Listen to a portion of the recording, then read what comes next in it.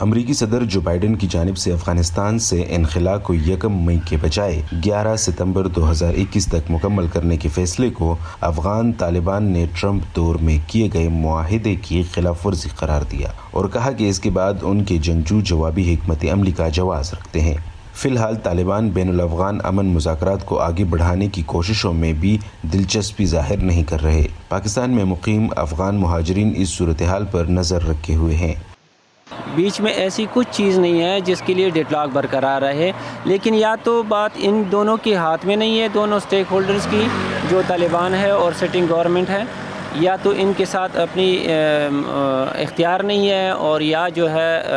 یہ کرنا ہی نہیں چاہتے ہیں۔ بعض افغان مہاجرین کی نظر میں طالبان کو اقتدار میں شریک کرنے پر رضامند ہو کر کابل حکومت مذاکرات میں ڈیڈ لاک بھی ختم کر سکتی ہے اور ملک میں امن کے لیے راہ بھی ہموار کر سکتی ہے۔ کوئی بھی دھماکہ ہوتا ہے یا کچھ بھی ہوتا ہے تو یہی سننے کو ملتا ہے کہ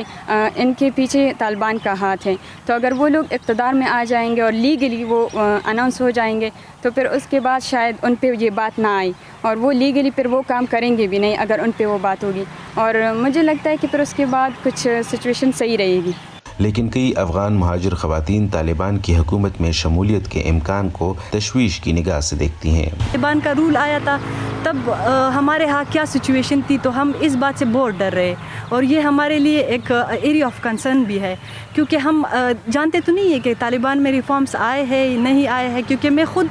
ایک ریسرچ کر رہی تھی، اس میں نے دیکھا کہ طالبان نے اپنی ڈیلیگیشن میں ایک بھی وومن کو انکلوڈ نہیں کیا۔ بعض مہاجرین کی نظر میں امریکی انخلا بھی 1980 میں ہونے والے روسی انخلا کی طرح بے ربط ہے۔ پیس میکنگ تو ہوئی ہے، اب پیس بلڈنگ ہو گئی، اس کے لیے مذاکرات بھی جاری ہے، لیکن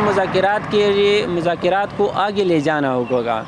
امن کے لیے۔ اور دوسری بات یہ کہ جو امریکی فوجی انخلا کی بات ہے، اس کو واضح کرنا ہوگا کہ اس کے بعد جب یہ فوجی انخلا ہوگی تب افغان حکومت اور امریکہ کے تعلقات کیسے ہوں گے۔ افغانستان میں دیر پا امن کے حوالے سے کئی ماہ سے کوششیں جاری ہیں، تاہم پاکستان میں مقیم افغان مہاجرین کے ذہنوں میں اپنے وطن کے مستقبل کے حوالے سے کئی سوال ہیں جن کا جواب انہیں جلد ملتا نظر نہیں آ رہا۔ عمر فاروق، voice of America, Peshawar.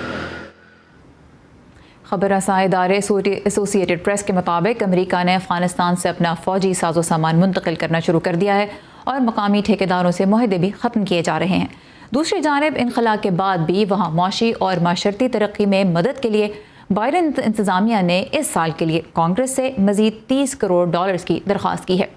Biden حکومت کی حکمت عملی پر واشنگٹن میں رائے تاہم منقسم ہے۔ انٹیلیجنس کمیونٹی کا کہنا ہے کہ انخلا سے امریکہ کے لیے افغانستان میں صورتحال پر نظر رکھنا مشکل ہو جائے گا۔ امریکی سینٹرل کمانڈ کے سربراہ جنرل کینتھ میکنزی نے کانگریس کو بتایا ہے کہ کسی بڑے خطرے سے نمٹنے کے لیے دوبارہ افغانستان جانا آسان نہیں ہوگا، جبکہ کئی سفارتکار مذاکرات کے ذریعے ہی معاملات کو نمٹانے پہ زور بھی دے رہے ہیں۔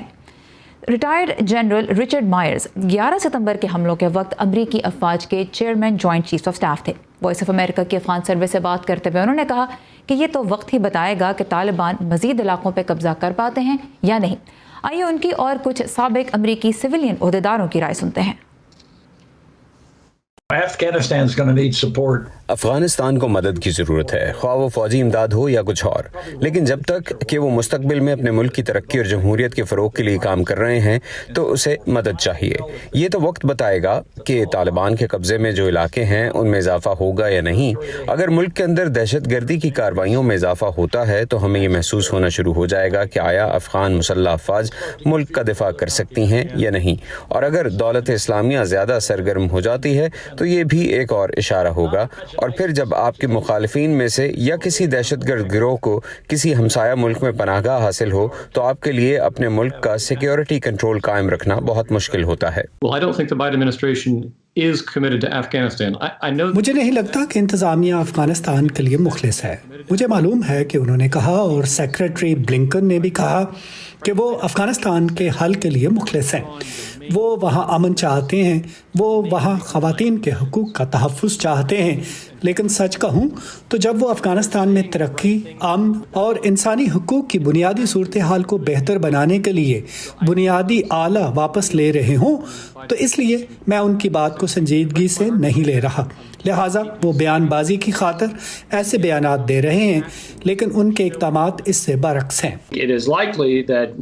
Afghanistan will be going into a period of intensified conflict. موجودہ حالات میں طالبان کا امن عمل کو جاری رکھنا انتہائی مشکل نظر آتا ہے۔ میں امید کرتا ہوں کہ ایسا ہو، اور میرے خیال سے امریکہ بھی ایسا چاہتا ہے، لیکن بدقسمتی سے طالبان نے خود کو حد سے زیادہ انتہا پسند ثابت کیا ہے۔ مجھے لگتا ہے کہ افغانستان شدید تنازع کے دور سے گزرے گا،